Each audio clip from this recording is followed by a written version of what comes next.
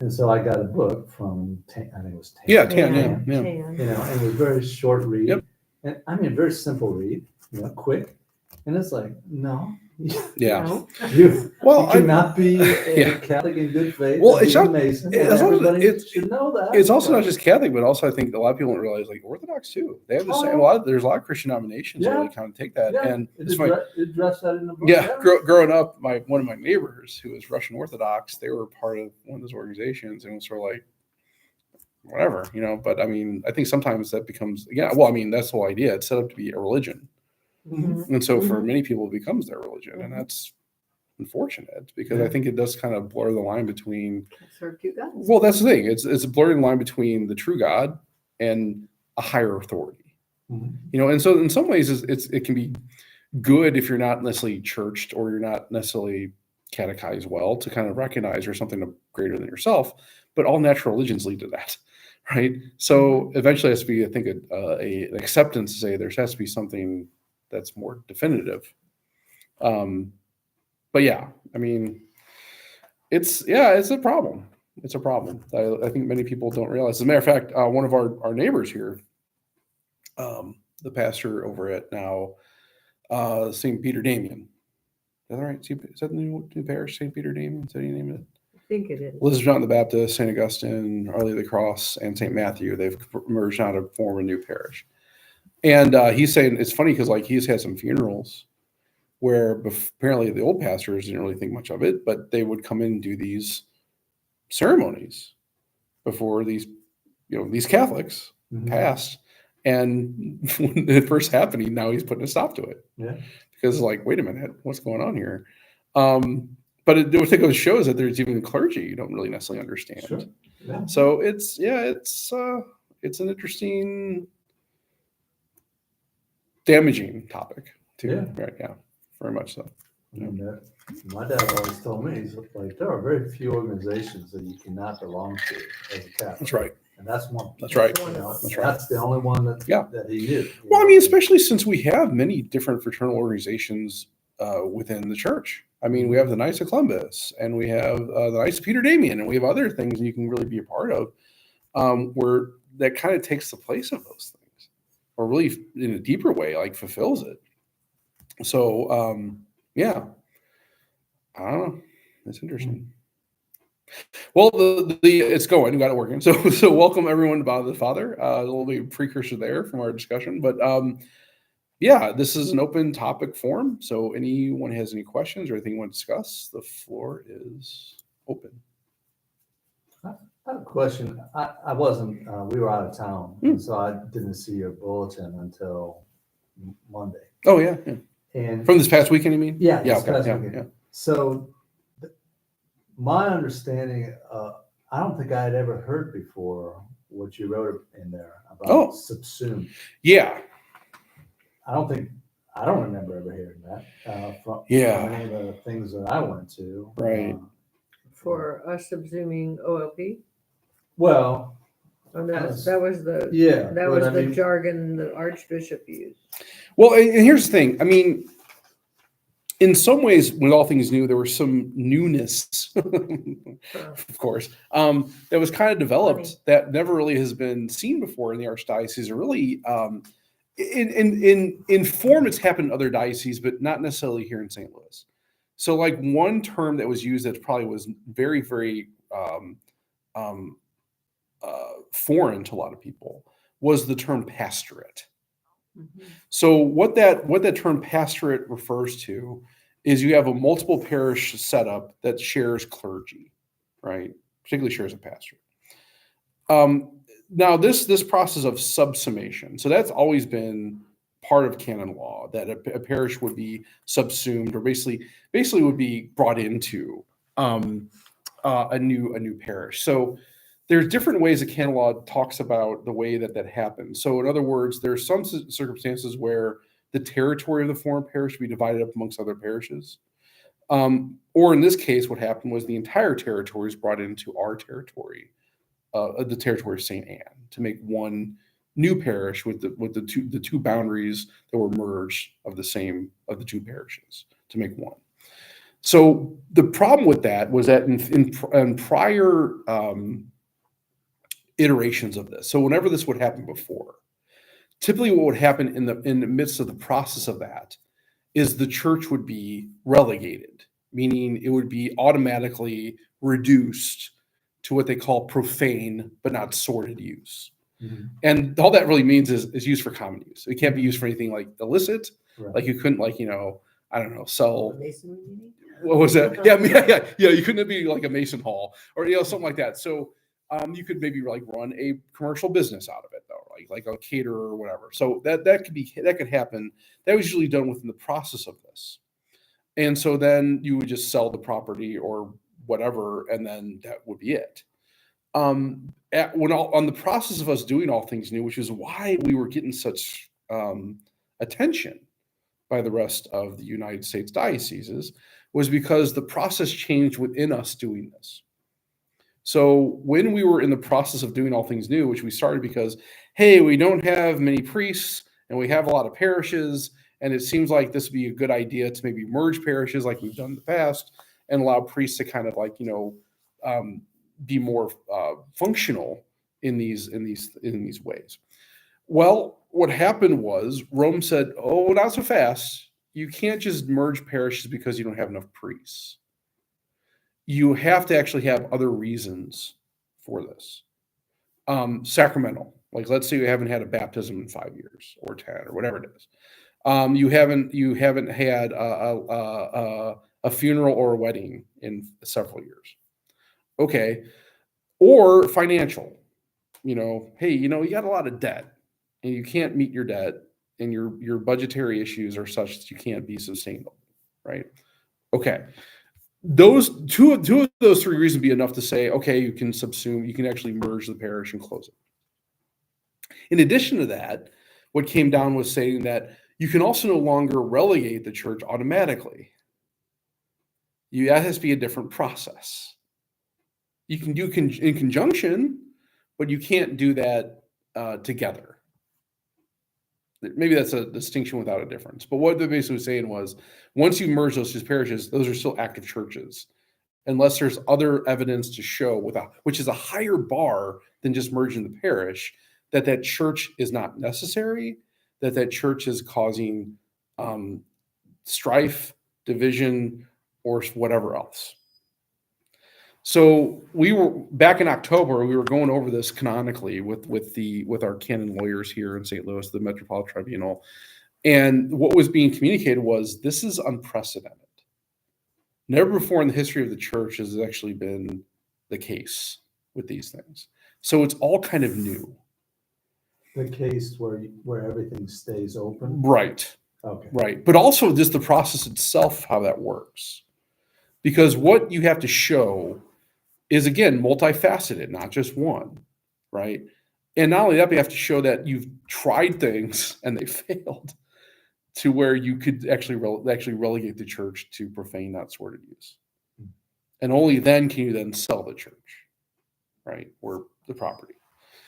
The other problem too is because everything's attached, you can't just sell the property like separate. Like I can't sell the rectory without selling the rest of the building. Right. So it's a very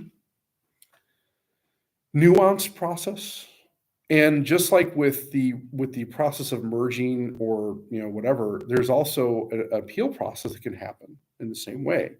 Someone can appeal the archbishop after the decision has been made. Someone can appeal to Rome. Yeah. And Rome seems to have a very open mind when it comes to these things, which is why we've seen, and we're kind of getting that feeling because of what's happened with the appeal process already with All Things New, with the mergings. We had a large number of decisions overturned. That's never happened before in the history of the church. That's already happened? Oh, yeah. Oh, I wasn't aware of that. Yes. Yeah. So there were several appeals given. I think over half of them were overturned, which is odd. Yeah. Very odd. So in the same way, because the bar is higher for relegation of a church. Well, they were only overturned because they changed the rules in the middle. Not necessarily. Not necessarily. And they shouldn't have been. Well, so looked at here, to begin with. again, see, here's the thing. The way this happened before, the only way that Rome would overturn in the past was if the process was not followed, right? Yeah. That was it. Yeah. So in other words, as long as you have a You didn't process, break the law. exactly right. As long as you have a process that's legal and it was followed, there's no more discussion. Right. Sorry. Right. I mean, and to show kind of how in depth they were going, they didn't overturn one appeal just because what they found out was that even though this person was a registered parishioner in the parish, they lived outside the boundary of the parish border. And so because the church is territorial, I thought they didn't, because once upon a time, for you to go to another Catholic church, you had to get the permission of the You still do. pastor. You should. Well, nobody does that. I know, but by canon law, you're supposed to still do that. Okay. So if someone outside, so that's why it's been such an interesting process with presentation, because right now we have about 380 families within the parish boundary that we're in right now that are have not registered anywhere else. In St. Anne. Well, we're talking about Parish. St. Anne and the entire St. Anne, The new St. Anne Yeah, territory. St. Anne. Right. So these are 380 former presentation parishioners that were on the rolls of presentation within the boundary of presentation, Right. who are not Old anywhere, boundary of right? presentation. That are not anywhere. They But have they not. are probably. Well, they're not registered. Technically, Maybe but go. here's the thing about it. Technically, there are parishioners. They are the parishioners of St. Anne Yeah. because they live within the boundary. They're not engaging. They're not coming to mass. They're not coming to events. Mm-hmm. Okay. But part of this is, okay, well, where are they going? I mean, so there's even a factor there as far as like, okay, what do we do with them? Right? What's going to happen with them? How would you, but even if you're a registered parishioner here, you live outside the boundary, technically you couldn't appeal that. You couldn't appeal the relegation process.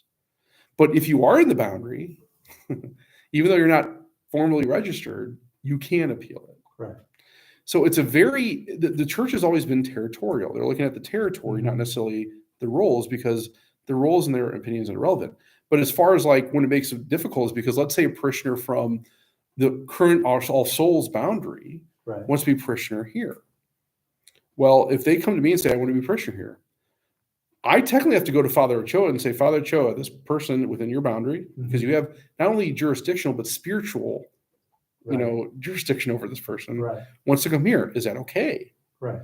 Now, that can be very informal. It could be a phone call. It could be just like whatever. But you're right.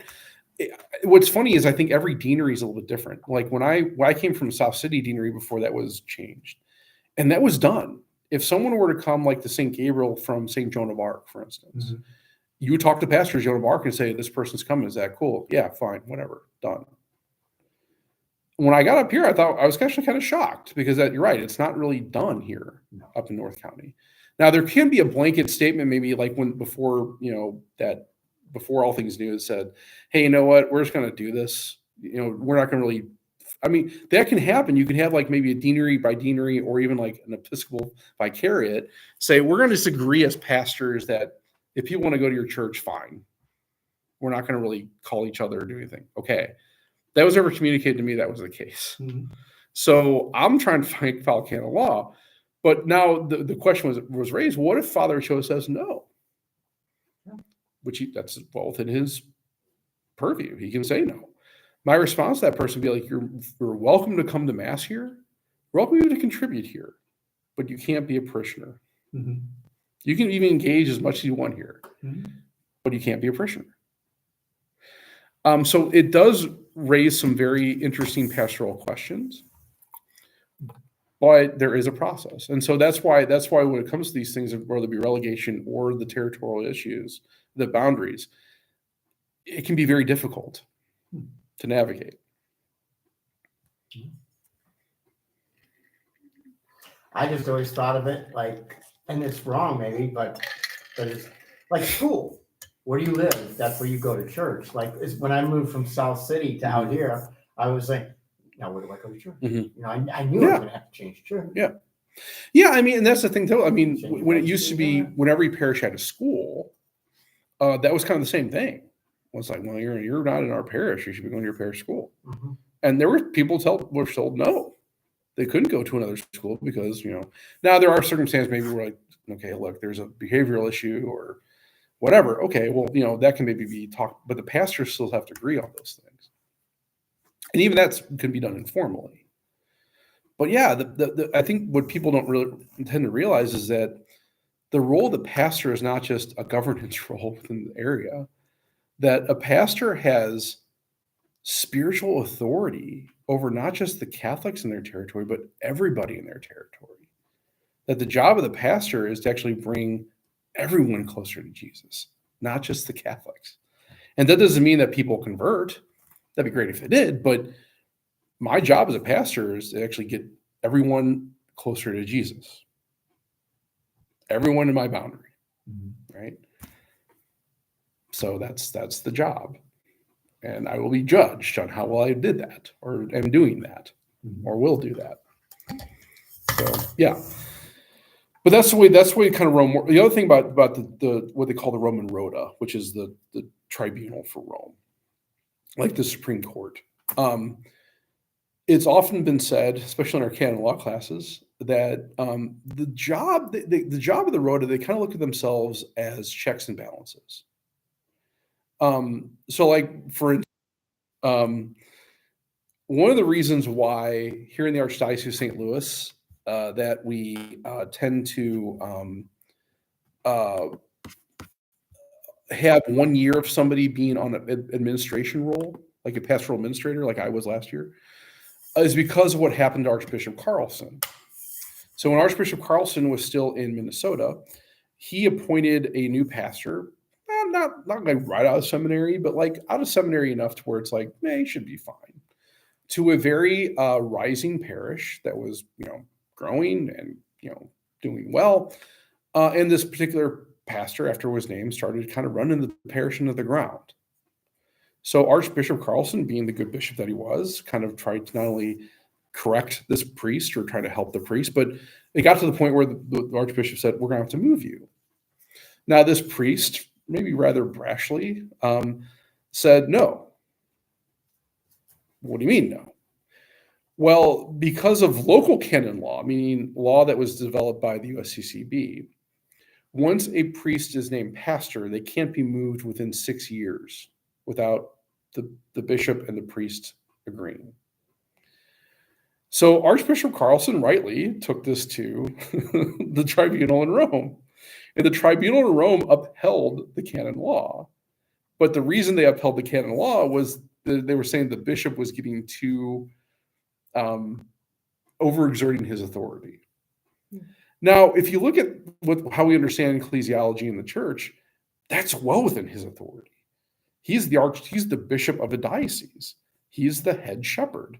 That is his call. Authority would it be? Exactly. It's not even the Pope's authority to actually do that. The Pope cannot move individual priests within dioceses. So it was kind of a shock, I think, for the Archbishop. And because of that, he developed this policy where if you're a first-time pastor, you're going to be administrator, because pastor is a canonical term, administrator is not. And so if you start screwing up, we can move you easily. You can't deal with a pastor, right? Canon law is very interesting. And I think it depends on which canon lawyer you talk to when you get an interpretation. I've already experienced that with the many. I would say there's a lot of canon lawyers that are on the tribunal now I call friends. And it's funny that if I call any particular canon lawyer, I get a different answer every single time. That's a little scary. It's just like regular lawyers. It would be probably, I imagine, the same with the Supreme Court, though, right? I mean, it is. I mean, part of this is you would think the best reason would win out, right? So maybe here's a great example. A recent, and this actually I brought up with our priest personnel board because I really would like an answer on this because I think it's kind of relevant. We talked about radical senations in these. Have I ever brought that term up at all? Radical what? Senations. Mm-hmm. Radical senation just means, it's a Latin term, means cleanse of the root. Sanare radicus. What that process is used for is, let's say you have two atheists that get married in a court of law. We kind of talked about this one. Oh, you weren't at that one, were you? Oh I man. don't remember this. Oh yeah, I think you were sick for that marriage one. We had the marriage talk right last couple weeks ago. Let's say you have two atheists to go to justice of the peace and get married, right? The question when it comes to marriage: is it sacramental? Is it valid? And is it licit? What makes a marriage sacramental? That it's blessed within the church, right? Not necessarily. There has to be a trust in God with the union. Okay, that'd be great too, but not necessarily. And you're right. You're right, John. How is that defined, or how is that represented, though?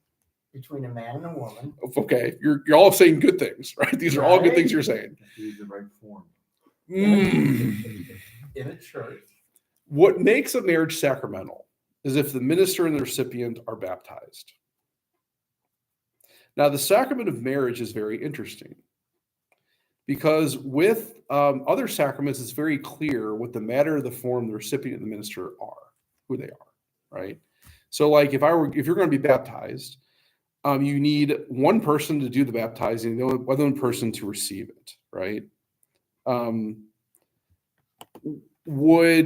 So, for instance, who is a valid minister of the sacrament of baptism? Anybody baptized. Say it again, Connie. Anybody can baptize someone else. Who's a valid recipient for the sacrament of baptism? Anybody who wants to. Anyone who isn't already. Wanting to be is actually not an issue because for a long time, and even today, doctors and nurses were trained to baptize children if they were in danger of death without their parents' consent. And actually, it's kind of a famous case happened in the church. There was a Jewish couple that went to a Catholic hospital back in I think this was like the 16th century. And the child was in danger of death. And so the nurse and the doctor baptized the child. Well, this child got better, and they went back to the parents who were Jewish and said, hey, your child's baptized. Is there anybody who can raise the child in the faith for you? And they said, well, no. And they said, well, what do you want to do here? And they said, well, I guess we'll send the child to a monastery. And they did. The child was raised in the monastery, became a priest, right? And it was a very interesting situation because the parents did not give consent. But I think it was also interesting. The parents said, well, he's now a Christian, so go live a Christian life. So, of course, you have the matter, which is water, and the form is I bless you. I baptize you in the name of the Father and of the Son and the Holy Spirit. Right? So as long as that's done, every denomination, is that the form for every denomination? Most mainstream, yes. There are some questions though about certain like non-denominational maybe because they may baptize in the name of Jesus, and it's like okay, but that's not what Jesus told us to do, right? Because that comes from Matthew 28, right? Go baptize all peoples in the name of the Father and the Son and the Holy Spirit. So if somebody's baptized in another faith, you have to ask them what form they are before you accept them. You would take it on circumstances matter. So if the person remembered it, okay, great. If they have a witness to that, say, yeah, they were baptized that way, great. If they can't remember, you would assume, but depending on the denomination, if someone would come to me and say, I'm a non-denominational Christian, I was baptized in this non-denominational church. Well, do you remember what form they used? No. Okay. So typically what I would do is I would call that particular church and say, hey, do you guys have baptisms? Yeah. How do you baptize people? What if you're baptized in a swimming pool? Doesn't matter. As long as it's water okay. and the words are said, it's baptism. Those are the minimum words. You can say a bunch more. I mean, so here's the thing. Even we don't rebaptize people in the Catholic Church, right? If they become Catholic from, let's say, a Lutheran. No, it's like this Christian, right? Yeah. And what's the name that there's a term that you use? Conditional. Conditional. So if there was something doubtful, what I would do is I would say, if you are able, I baptize you in the name of the Father, the Son, and the Holy Spirit. I've had to do that one time because there was someone that she was like in her late 60s. Everyone that was at her baptism was dead, and the church she got baptized at burned down with all the records. So it was like, conditional baptism. Can we go back to the marriage thing? Yeah, we're about to. Okay, so it's very clear in these other sacraments what the matter of the form, the minister and the recipient, who those are and what those are. What's valid matter for the sacrament of marriage? Don't say the rings. Please don't say the rings. It's not the rings. It's a vow. Well, that's the form, That would be the right? So the vows are the form, right? That's Or saying a what's happening Catholic. to the matter. They both have to be Catholic. Mm. If Are you're we being just talking baptized, in if you're general being and- married. We're talking about the sacrament of marriage compared to so we'll get into this, right? What is the What's the husband and question? wife called? What's valid matter for the sacrament of marriage? The stuff. Not the people. Which people? The bride, the groom. You need a male body and a female body. That's the matter. I have a male body and I have a female body. Good. We have the matter. As you just said, the vows are the form. Who's the minister of the sacrament of marriage? The two people get The two people get married, which means the recipient of the sacrament of marriage are the two people getting married. So the one is ministered to the other, Right. right? The reason that happens if it's a sacrament is that flows from the fact that they are common priests, meaning they're baptized. So to be sacramental, the minister and the recipient have to be baptized. But in order to be sacramental, it must be licit and valid as well. So what makes a marriage valid? All companies agreeing. Everybody. Well, nobody's gonna be No, in a no, coma, right? good, You good, can't okay, be- good. You're right. You no, can't can force be- marriage. you That's can very be a true. you can That's be a very guy. true. Yes. So to be a valid marriage, you need 3 C's: capacity. I know what I'm doing. I know what marriage is. I'm in my right mind. There's no impediment for me doing this. Consent, which is what you're talking about. That's really the vows, right? I'm saying I'm giving you rights to my body as you're giving rights to my body, right? And then finally, what we call the context. We also call that the forum, right? So for Catholics, there's a very specific context. That context is it needs to be witnessed by the church. So the priest, the deacon, the bishop is there to be a witness to provide that context. That's for validity. Then for licity, it just needs to be legal, right? You're following local law, you're following church law, or you're following whatever laws are applicable in this case, right? So for 2 atheists who go to the justice of the peace to get married, is it sacramental? No, No. Is it valid? no. Yeah. Yeah. Not if it's to the justice of the peace. Why would it be? Is in the eyes of Well, the and- church? It's valid. Legally. It's valid in the case that it's a natural. No, it's valid in the case that it's actually a true. It's a natural marriage, at least, right? Because Adam and Eve weren't sacramentally married. They may have had a natural marriage. Is it licit? Yeah. So in the eyes of the church, even would be it's valid, not sacramental. So you Now, only need well, to hold on know now. that Wait a it's second now. sacrament. Wait a second now, right? Let's say those 2 people get baptized. They come to me and say, Father Madden, we've really been inspired by, I don't know, something that Renee did. And we want to become Catholic. I'm like, that's awesome. Let's baptize you. Automatically, their marriage becomes sacramental. We would not have to necessarily go back and redo, but there probably need to be what we call either a validation, and part of that process could be what we call ratiocination. So when would a ratiocination be applicable? Well, in this case, it would be because maybe their families would object to them getting married in the Catholic Church. Let's say they already have children, and that'd be very awkward to have that conversation with them. Okay, We would do radicalization. Another way that would be done would be, let's say, if someone was ignorant and they got married to a person who was very, very much against the Catholic Church. Well, I now realize that I'm Catholic. I should have got married in the church. What can I do? Because my spouse, they would not set foot in the Catholic Church. Well, we can do radicalization, which is really just you write the Archbishop and say, here's the circumstance of this person. Can we validate their marriage? Yes. Now, where it becomes a problem, well, this is what I'm talking about with canon lawyers and tribunal. We had a situation where there was a person who was Christian, got married to a non-Christian in a religious ceremony, right?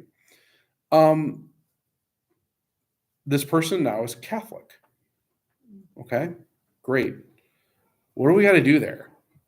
Because obviously the spouse does not want to be part of any kind of ceremony in the Christian denomination. Apparently it's very, not necessarily hostile, but not desiring that. Do I even have to do radicalization? Well, one canon lawyer tells me, no, you don't. But other canon lawyers tell me, yeah, you got to. Well, who do I listen to? Because you're both on the tribunal. And if my case goes to you, what are you going to do? Right? So that's why there's sometimes it's unclear with these things. There's some what they call lacuna. That's a question in the law. So this is one of the circumstances, and I'm dealing with it right now, right? Because then the question is, should we update the record of the person that's not Catholic? Because if we're saying they're married, we should record that. But if I have to do some kind of paperwork, okay, fine. But if it's going to be rejected, then what's the point? Does it matter what the individual How do you mean? Well, if the individual that's Catholic Mhm. wants it, doesn't that say something?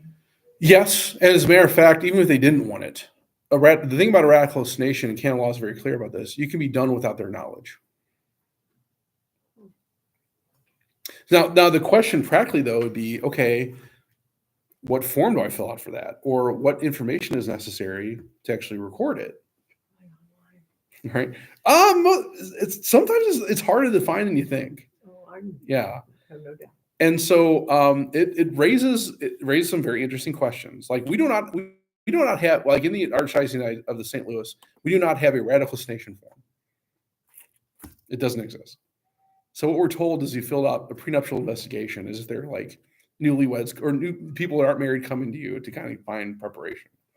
But even that, our prenuptial investigation gets pretty in depth. Like, what's your mother's maiden name, and what's your father's name, and what's their address, and you have some check boxes for canonically you have to kind of like check, like, hey, have you ever tried to take vows in religious orders? I mean, so if I didn't know any of that stuff, do I need to? So it's interesting.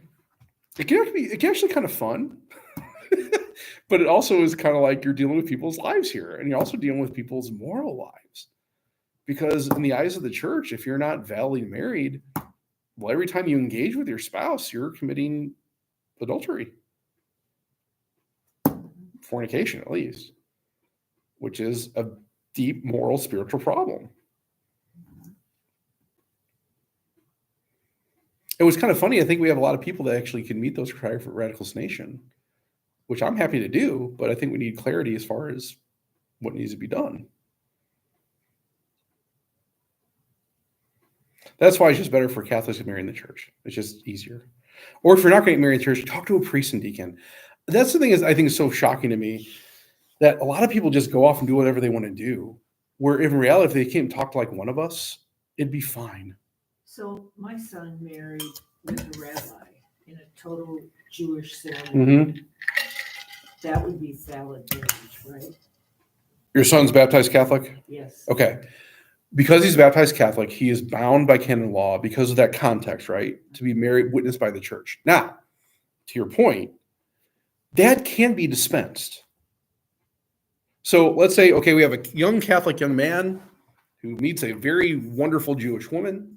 The Jewish woman's family is very, very devoutly Jewish. They're not. Well, let's just say for the sake of argument, or let's say they have a great relationship with their rabbi, that they would want to get married in a synagogue. This young man comes to Father Madden, says, Father Madden, I love this girl. We want to be married. I understand what Christian marriage, well, we can talk about Christian marriage, but I really love her and I want the best thing for her. And I want to lay down my life for her. Cool. Okay. What's the problem? Well, she wants to get married in the synagogue. All right. Let's fill out this paper, this P&I. Have you ever done this? Ever married before? Blah, blah, blah. Okay. No, cool. Archbishop, we want you to dispense with canonical form for this marriage and recognize it as valid in the Catholic Church. Why? Oh, because, well, he's marrying a Jewish person and they have their own traditions. Cool. Done. But you have to be there, or some Catholic priest has to witness? No, as a matter of fact, I had a cousin a couple years ago, 3 years ago. I married met a very wonderful Lutheran young girl. This girl had a great relationship with her pastor. That's the tradition of their family. All got married in the same church.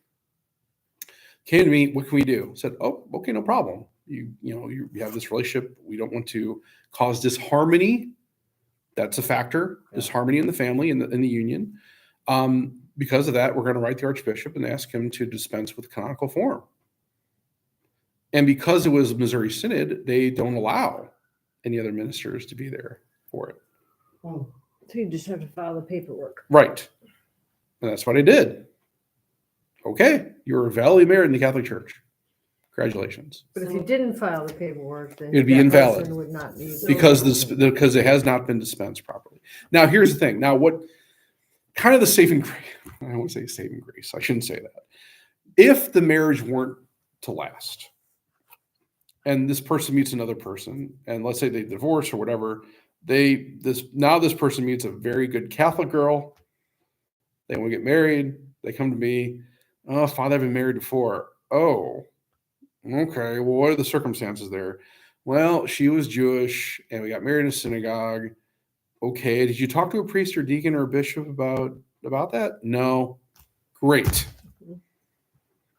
Yeah. It is automatically annulled because you did not meet canonical form. It was never a valid marriage to begin with. In the eyes of the Catholic. Well, in general, because the thing is, like, if you had two Lutherans, let's say, get married in a Lutheran church, right? We would say that's a licit, valid, sacramental, provided you were actually married, you're actually baptized marriage. The context comes from the fact you're Catholic.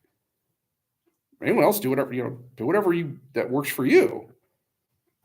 And if you were to become Catholic, okay, we wouldn't do anything because we're already married. Congratulations.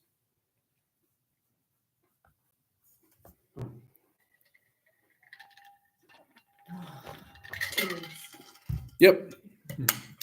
But to be fair, it can't get complicated. And I think that's the thing. I think for so long it's been said like, oh no. And this goes back, there was a canon law before 1983 that was very specific. It forbade what they called mixed marriages. Really? Well, it did. Again, that could be dispensed, but because it says specifically, no one ever tried because, so there was such an emphasis on just marry Catholics. Just marry another Catholic. It's easier, which is true. In some ways it's true. But there are exceptions to these things that people don't ever ask or don't, go back to. In many ways, Vatican II was good in the fact that it looked at these things with this scrutiny and said, okay, what can we do here, right? Which is why the 1983 code came out, which actually has some allowances and looks at these things. Because practically speaking, two people have a right to get married if they actually do meet the requirements of what a marriage is.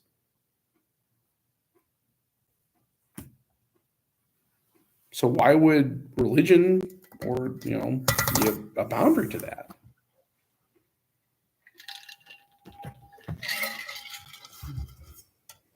It was a pastoral approach. That's what it does. But now I think it's been so ingrained that people don't actually ask the question. They just want, well, the church is going to say, no, I'm just going to do what I want. Okay. Good luck with that. I have a question. Oh, great. It's different than that. Okay. I will, are there any other questions about that? Go ahead. Okay, great. All right, good. Since we can't earn anything, Mhm. we can't earn God's love or mercy or anything like that. Mhm. What is the difference between earning something and a merit? Okay. Merit comes from an act of charity, right? We can do acts of charity that provide charity for others, right? So, in other words, when I do acts of charity, I'm not meriting something for myself. I may be meriting something for others that they can't do for themselves. And that's reflected on me as a good work, right? Because we as Catholics, we understand it's faith and works, right? That yes, grace is a gift, faith is a gift, all these things that God gives is a gift.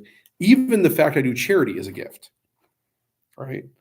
Now I can choose not to do charity, which wouldn't be good or helpful, right? But then also you wouldn't merit that for anybody either, even including myself. So in other words, merit is really, it flows from the fact we do good works in conjunction with our faith that can help us to, remove these temporal attachments that we have, as well as temporal attachments for others. So if I were to pray a rosary for a soul in purgatory, that is an act of charity that benefits that soul in purgatory as well as myself. Okay. But that's still a gift from God. The fact I can say a rosary, the fact I can actually do those acts of charity still flows from the grace that God gives me. Can I give you an example? You gave me that beautiful book. And every morning when I read one of those passages, it gives me so much peace. That's a gift. Good. So you gave me that. And that merits Connie and it merits you. And that's different from earning. Yeah, I think it is, because earning is sort of like, with earning, you kind of put it as like a calculus, right? Oh, I'm earning my way into heaven. Well, you can't earn your way into heaven. You can merit your way, right, into heaven, meaning through my faith, I'm doing good works for the benefit of others and myself, right? So I think there's also a difference and this is something we need to understand too. There's also a difference between redemption and salvation. It's funny, I just had this conversation with the third graders on Monday. Jesus, his actions on the cross, his resurrection, redeemed us. But what does that mean? Okay, so it's like a coupon. He makes that we're worthy. He makes us become worthy of God's love and grace. Okay. But are we worthy of God's love and No, grace? we are No, not. No. not. Only through We're Adam and Eve worthy of God's love and grace before the fall. Before they screwed up. So here's the thing, right? We are below God. We can't change that. Adam and Eve were below God. They couldn't change that. But he doesn't make junk. True. We are good. We're made good, right? But what redemption means, we're restored to our original state. So in other words, God, Jesus' action on the cross redeemed us, put us back in our original state, our original relationship with God before the fall. Great. Thank you, Jesus. Oh, thank you doesn't cover it. I know it doesn't, right? Mhm. But can we lose our salvation? Absolutely, we Absolutely, can, yeah. right? So, okay, Jesus did what he did to redeem us, which is a supreme act of love. It's something none of us could do. Only he could do that. But did he save us on the cross? And I think that's the problem. Sometimes you use those words synonymously. We conflate salvation with redemption. But salvation is up to us. You did if you play by the rules. Right. Yeah. But we still have a say in our salvation. That's the nature of free will, right? We can reject God's grace. Sure. So in the same way, yeah, God has given us the gift, but we have to accept it. That's really what merit's all about. Is that I'm using that gift to the fullest extent, and I'm doing these works of charity as a supreme act from my God, and fulfilling my purpose as loving, honoring, and serving Him. That's why they say that souls in purgatory can't merit anything for themselves. Correct. Right. Right. Do you think is that? Can I ask? Yeah. I know. Is that sufficient? Is that kind of okay? Yeah. Did Jesus know, or when do you think Jesus knew what he had to do on the cross? So yeah, this is an interesting question because what we're really asking here is a Christological question, right? So at the heart of that would be, did Jesus always know that he was God or always know he was the Messiah? Yeah. Yeah, I think we have to say yes to that, right? Some people argue that Jesus maybe knew he was God, but the action of the Messiah had to be learned in a human way. And there's something to that because let's say, okay, and this is interesting because we as human beings, and this is called epistemology, like how it's actually the study of knowledge. So in other words, how do human beings know? Intuition, Sure. putting A and B together. Experience, right? I mean, so there's like a logic that comes from God. That's divine, that's intellect, right? That's given to us by God. But like, okay, I don't know what something feels like though until I touch it. Right? Okay, this is very smooth. Okay, there's other things that feel that way. Let's call that smooth. Right? With Jesus was interesting. This is kind of an open discussion. It's kind of an open question. In some ways, did God not know what it felt like to hammer a nail into a board? Because God didn't have a body before Jesus. He was pure spirit. So how'd that work? Right? Well, feelings Sort of are like human. What's that? Feelings are human. They are, but also so in other words, if God is all encompassing outside time and space, feelings are part of God too. Our human feelings would be something that God knows, because God doesn't know it doesn't exist. So but we know because we can feel, we can experience, we can actually, use our five senses. I can see. Well, how could God see in this? God can see in the same way, I guess, but like, how does that work if he doesn't have eyes? Doesn't have organs to do that. So it's mysterious, right? It's kind of, that's why it's kind of, there's not definitive teaching on that. That's what I was just about to say, right? I mean, Yeah. So it was no accident that God was thinking, oh, and son of a gun, it's got gravity. I didn't know Earth was going to. But see, that's what I'm saying though. When we burn our fingers, he knew we were going to. Right? Because it exists, God knows it. Yeah. But like, do you think like how a bird sounds like to us? God would know that, but in what way compared to the way the humans do? Because it might sound better to him. Right. Because he So has more I think awareness. that could be right. I mean, there's open discussions about that, right? Because in general, most theologians hold that God had divine knowledge, but did he have to grow in human knowledge? It doesn't stand to reason if he's that divine that he would have the ultimate Yeah, experience it of is. all feelings. It is. I mean, yeah, I guess so. And I mean, then we see- only but are see- limited by our human capacity. this is where philosophy is very important, right? Because And when they found him in his father's house, right, he was listening to the elders. He was talking to the elders, and everybody that heard him were amazed. And he was 12 years old. So obviously, and then when his parents found him, he was like, well, I was in my dad's house. But even think about this, like, okay, but and this thing, maybe within the Trinity, that was all known. It wasn't revealed. This may be the difference. What was known was revealed. There's maybe two different things. So, in other words, what would Jesus' voice been like? Until he actually spoke with a human mouth, nobody knew. What about Moses and the burning bush? Was that all intellectual?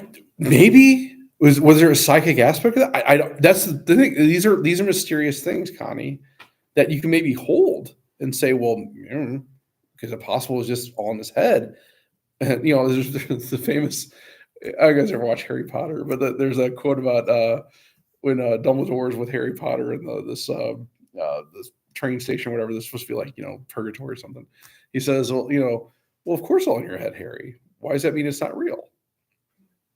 Because when we think about knowledge, let's put it this way. If I say the word unicorn, I'd imagine all of us have an idea of what a unicorn is. We have a particular vision, and it's very, very similar. Basically, it's a horse with a horn out of its head, right? We all understand that. Are unicorns real? Well, they're not in a physical space, but because we have that knowledge, that means that knowledge has to come from God. So are unicorns real? Well, yes, in an imaginary way, not in a physical way. On paper, and They thought exist and- they exist in imagination, which is a human faculty of the soul. So because it exists in the human faculty of the soul, it must exist in the mind of God. But even though it's not physically real, are there unicorns in heaven? Heaven's outside of time and space.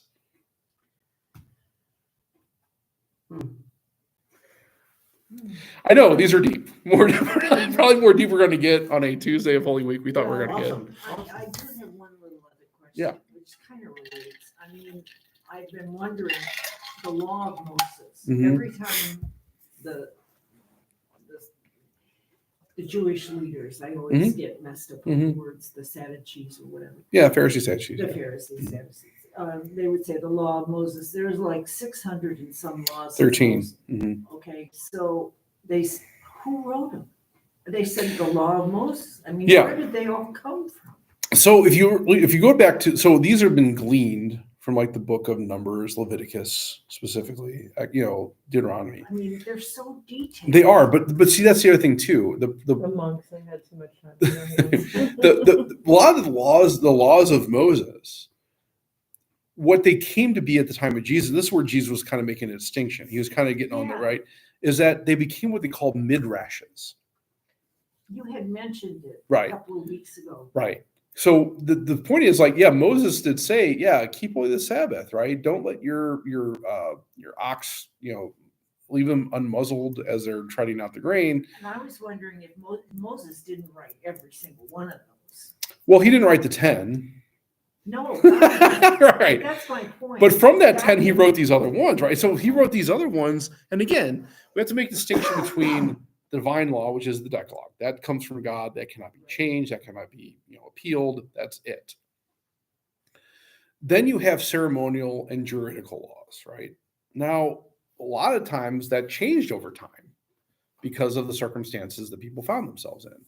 In many ways, what happened with the Sanhedrin is they made it more strict because they wanted to ensure the divine law was followed through those other laws. So in other words, okay, well, yeah, look, you shouldn't do any manual labor on the Sabbath day. Oh boy, what does that mean? Okay, look, don't go more than half a mile, right? And picking grains, nope, nope, can't do that. So what Jesus was trying to do during his mission, especially when it came to like on the Sermon on the Mount, his interaction with the Pharisees, was making those distinctions. These are your man-made customs that you're putting in place and burdening people with. That's not the original law. And not only that, but these laws will be fulfilled in me. My favorite one was about the sewer. What was the sewer one? Well, when the Pharisees were telling Jesus, you guys you hang with them and wash their hands. Oh, yeah. No, the food, yeah, from the latrine. Like, yeah.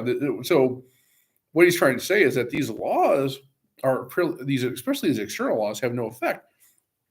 If the law is not coming from your heart, if you're not, working with the ideas of charity and justice and truth, it doesn't matter. The law should come from within, not from without. Right? But what we're speaking about is the divine law. So, the Decalogue is not a list of restrictions. It's actually a list of freedoms.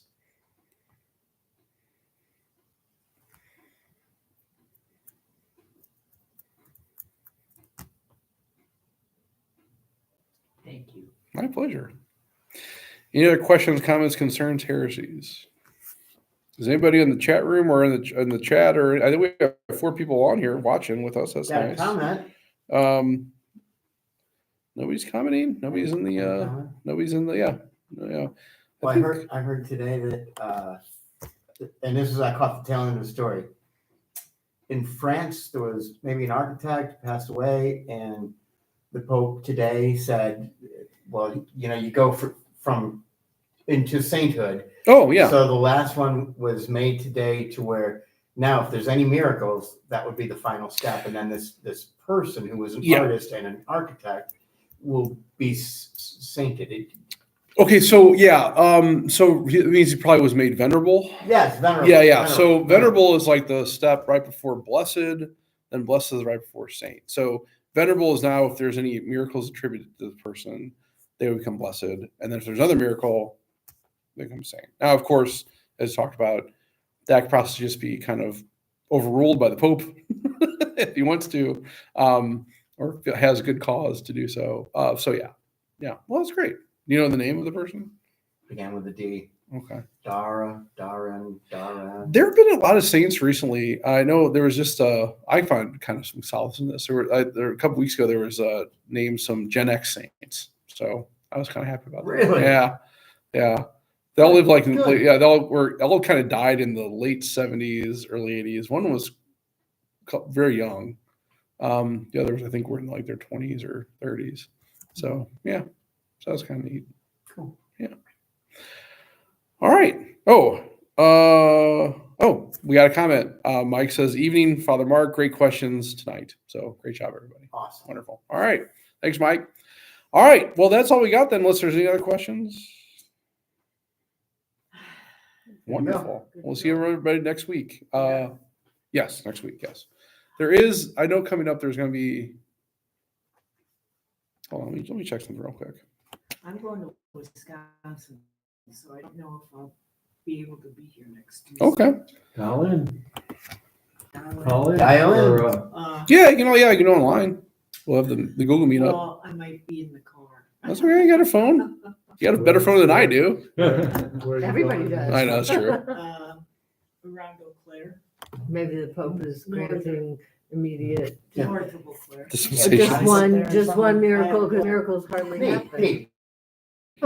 Maybe. I don't know. Good, yeah. Sister Claire Crockett, one of your Gen Xers? I gotta look it up. There's like Oh, 6 She of died them in on there. 2016. Okay.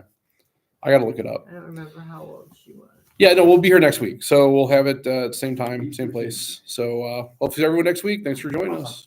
Awesome. Go Blues. Well, I'll see Let's go you flip this.